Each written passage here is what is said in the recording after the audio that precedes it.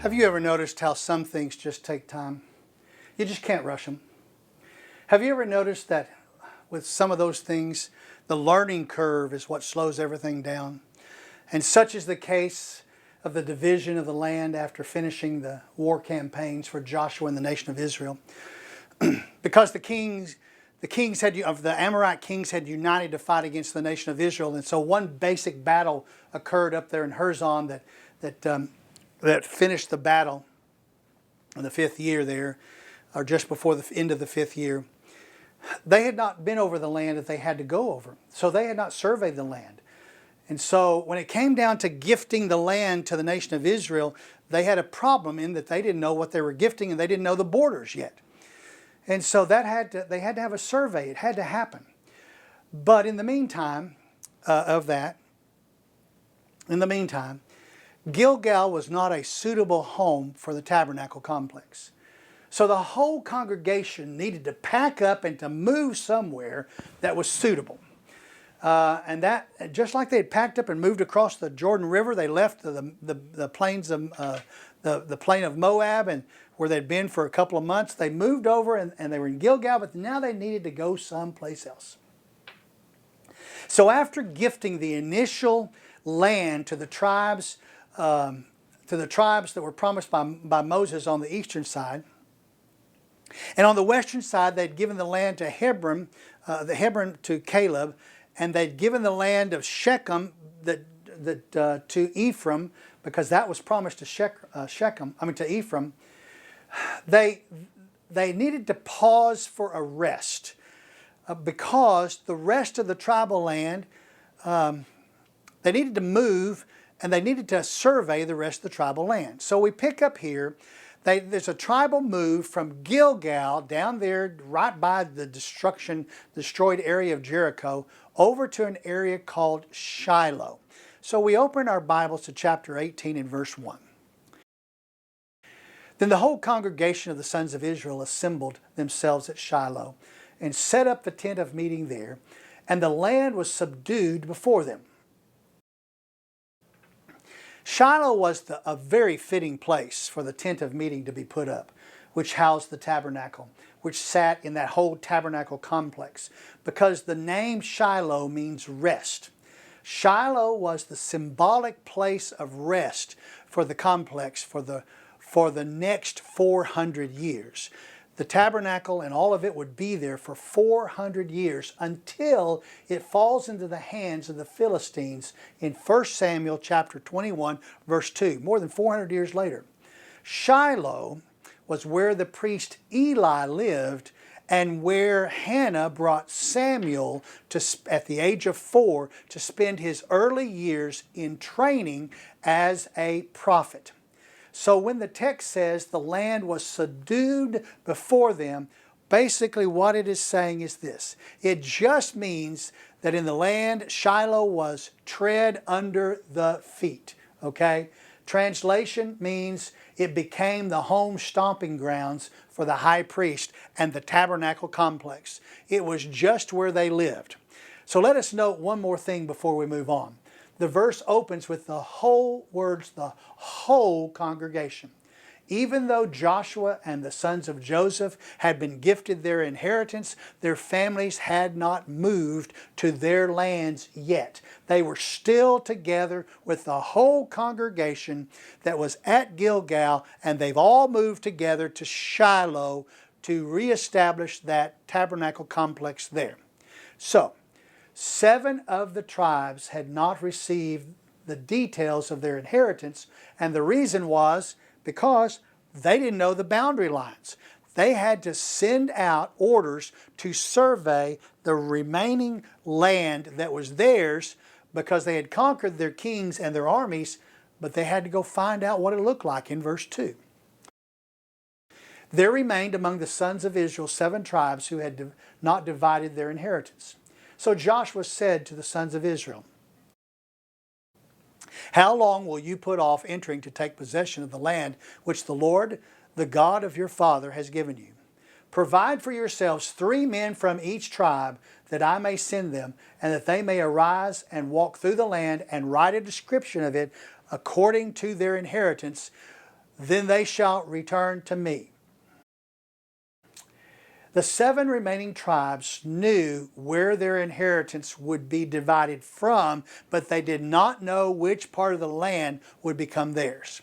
So 21 men were selected to go survey together and to map out the details of the land together and to return those details to the leaders, Joshua, Eleazar, and the heads and the chiefs, to work with whenever they went to make their decisions of how to divide the land. So in the process of surveying the land, these 21 men were ordered to divide the remaining land into 7 portions. Verse 5. They shall divide it into 7 portions. Judah shall stay in its territory on the south, and the house of Joseph shall stay in its territory on the north. You shall describe the land in 7 divisions and bring the descriptions here to me. So the writer is careful to let us know that the land of Joseph's descendants, that's Manasseh and Ephraim, and the land of Judah had already been assigned. Don't mess with that land. Then Joshua gave the order to assign the remaining land by lot. They're going to pull those pebbles out, and they're going to give that when the survey comes back, and they're going to pick a spot, and they're going to give it by the description that the survey has, and they're going to give it by the next one that comes up. So in 6b, we see this. He says, I will cast lots for you here before the Lord our God. For the Levites have no portion among you, because the priesthood of the Lord is their inheritance. Gad and Reuben and half tribe of Manasseh also have received their inheritance eastward beyond the Jordan, which Moses the servant of the Lord gave them. The men arose and went, and Joshua commanded those who went to describe the land, saying, Go and walk through the land and describe it, and return to me. Then I will cast lots for you here before the Lord in Shiloh. So the men went and passed through the land and described it by cities in the 7 divisions in a book. And they came to Joshua in the camp of Shiloh, and Joshua cast lots for them in Shiloh before the Lord. And there Joshua divided the land to the sons of Israel according to their divisions. So the land was divided into 7 portions by these surveyors. But it was Joshua who made the decision of who would get which portion by lot, by drawing of the pebble. By drawing the stones with the names of each of the 7 tribes out of the sack, they were relying on the Lord to direct the pulling of each stone and for the selecting of which parcel would be the right parcel and in what order. Basically saying, the Lord knows how many acres we need. The Lord knows what we need. The Lord knows what kind of tribal people we are, and He will give us what He wants us to have. So once the survey book was returned to Joshua, the drawing of the lots began, and the first pebble that was pulled was Benjamin. So the writer details Benjamin's borders first in verse 11. Now the lot of the tribe of the sons of Benjamin came up according to their families, and the territory of their lot lay between the sons of Judah and the sons of Joseph. Their border on the north side was from the Jordan. Then their border went up the side of Jericho on the north and went up through the hill country westward, and it ended at the western wilderness of Beth-aven. And from there the border continued to Luz, to the side of Luz, southward, and the border went down to Atharoth Adar, near the hills which lies on the south of the border of Beth-horon. And the border extended from there and turned round on the west side southward from the hill which lies between Beth-horon southward, and it ended at Kiriath-baal, a city of the sons of Judah. This was the west side. Then the south side was from the edge of Kiriath-jearim, and the border went westward and went to the fountain of the water of Nephtali. The border went down to the edge of the hill which is in the valley of Beth-hinnom, which is in the valley of Rephaim northward, and it went down to the valley of Hinnom, to the slope of the Jebusites southward, and went down to En-rogel. It extended northward and went to En-shemesh, and went to Gelaloth, which is opposite the ascent of Abdon, and it went down to the stone of Boham, the son of Reuben, and it continued to the side in front of the Arabah northward and went down to the Arabah. The border continued to the side Beth Hoglah northward, and border ended at the north bay of the Salt Sea at the south end of the Jordan. This was the south border. Moreover, the Jordan was the border on the east side. This was the inheritance of the son of Benjamin, according to their families and according to its borders all around. So Benjamin was sandwiched right in between the borders of Ephraim and the borders of Judah. I want you to notice that it went up to the slopes of the Jebusite citadel. The citadel of the Jebusites was in the land of Benjamin. It was not in the land of Judah. But the city of peace, Jerusalem, city of Jeru, peace, Salem, was in the land of Judah. So the borderline between Benjamin and Judah went right through those two areas of the citadel and also of the city of Jerusalem.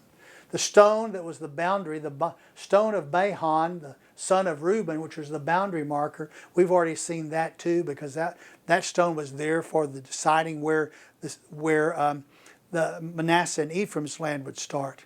So after describing Benjamin's borders, the writer now tells us about Benjamin's cities here in verse 21. Now the cities of the tribe of the sons of Benjamin, according to their families, were Jericho, Beth Hoglan, Emekizek, and Beth Arabach, and Zemaraim, and Bethel, and Avin, and Para, and Ophrah, and Kepher Ammoni, and Ophni, and Geba, 12 cities with their villages, Gibeon, and Ramah, Beroth, Mizpah, Shephirah, and Mozab, and Rechem, Imperial, Taralah, Zelah, Halioth, and Jebusite, Gibeah, Kiriath, 14 cities with their villages. This is the inheritance of the sons of Benjamin according to their families. So we see important cities that are here. We see Bethel, we see Gibeon, we see Jebusite, we see Gibeah. Much biblical history will be lived in these cities in the future. Some of those cities that are mentioned, we don't even know where they are. So with the beginning of chapter 19, we come to the tribal area assigned to Simeon. This time the writer starts with Simeon's cities instead of its borders. Interesting, because he's turned it around. Chapter 19, verse 1 says this. Then the second lot fell to Simeon. To the tribe of the sons of Simeon, according to their families, and their inheritance was in the midst of the inheritance of the sons of Judah.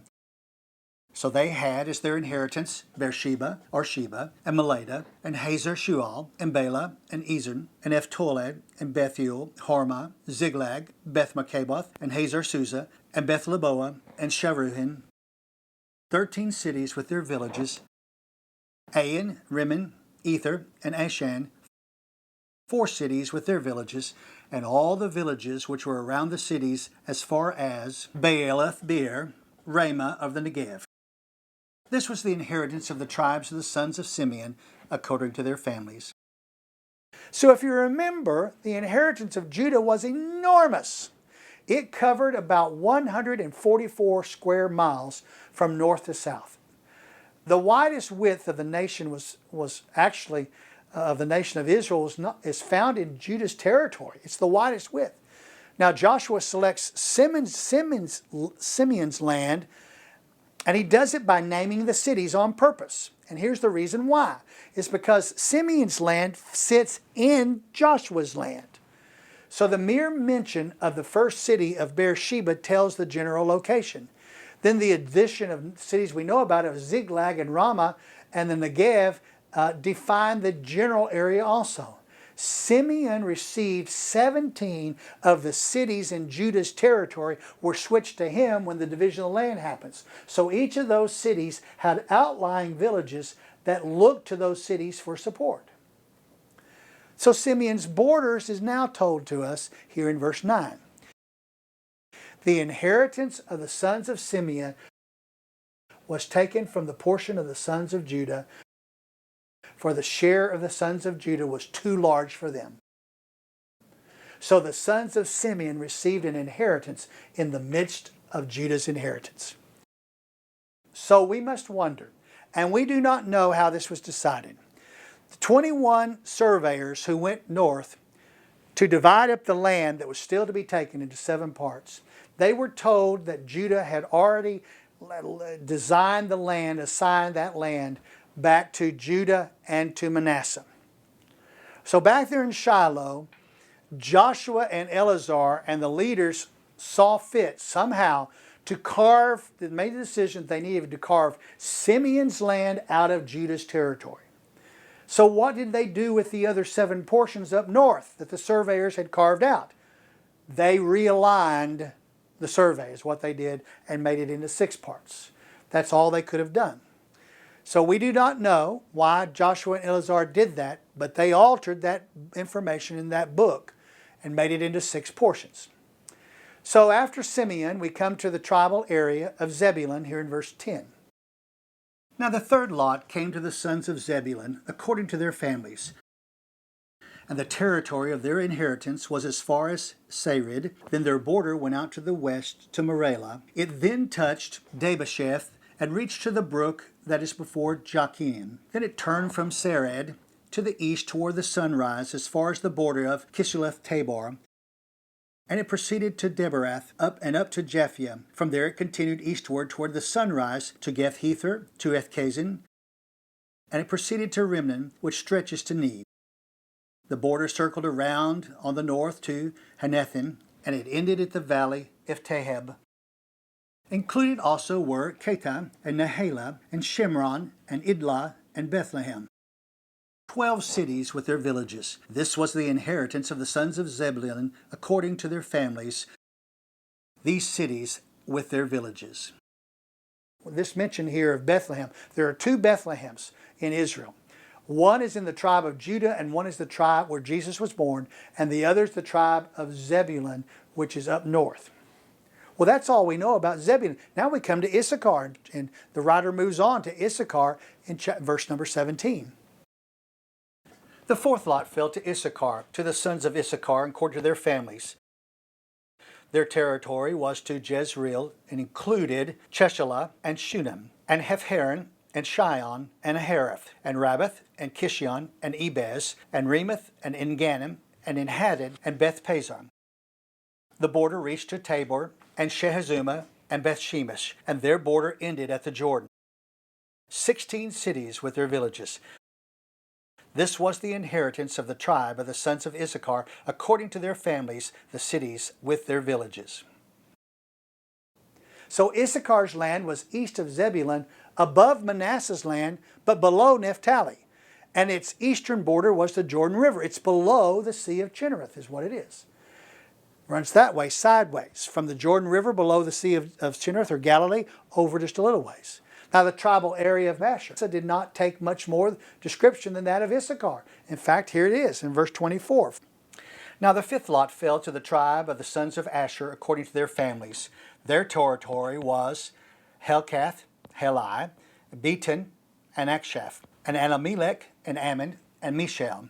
And it reached to Carmel on the west, and to Shihor-Libbath, and it turned towards the east to Beth-Dagon, and reached to Zebulun, and to the valley of Iftaheb, northwell to Beth-Mekin, and to Neiel. Then it proceeded on north to Kabul, and Ebron, and Rehob, and Hammon, and Cana, as far as the great Sidon. The border turned to Ramah, and the fortified city of Tyre. Then the border turned to Hosah, and it ended at the sea by the region of the Agzib. Included also were Ummah, and Aphek, and Rehob, 22 cities with their villages. This was the inheritance of the tribe of the sons of Asher, according to their families, these cities with their villages.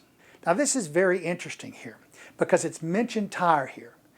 This is one proof evidence that this book of Joshua was not completed till almost 400 years later in the time of Samson. We're going to find another one of those reasons coming up pretty quick in a lesson. Another one, because Tyre is not a city yet. It has not been founded yet, even though it is mentioned here. So Asher ran across the coastline from the Great Sea west to Manasseh, and it turned north, and Nephtali to the east. Zebulun and Nephtali off to their east.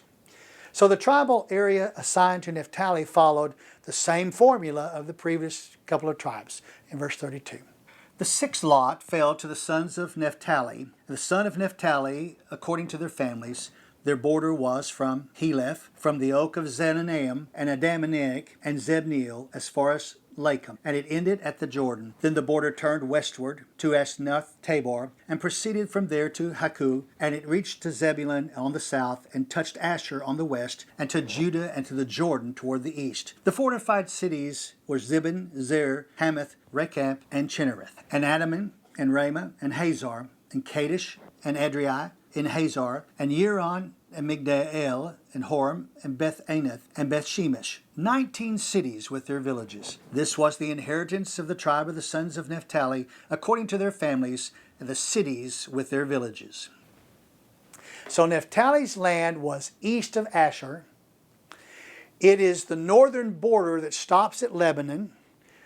Its eastern border was the Arabah at the river that fed down from Lake Meon. We're going to learn about that, down to the Sea of Galilee or Sea of Chinnereth.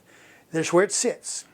The tribal area assigned to Dan was last for the tribe's allotments in verse 40. The seventh lot fell to the tribe of the sons of Dan according to their families.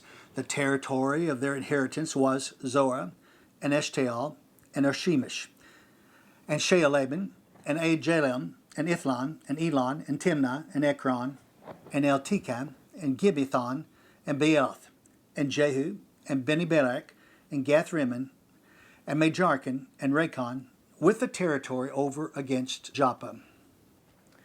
So the southern allotment of Dan sat east of Ephraim and Benjamin, territories with the great sea of the Mediterranean Sea on the east.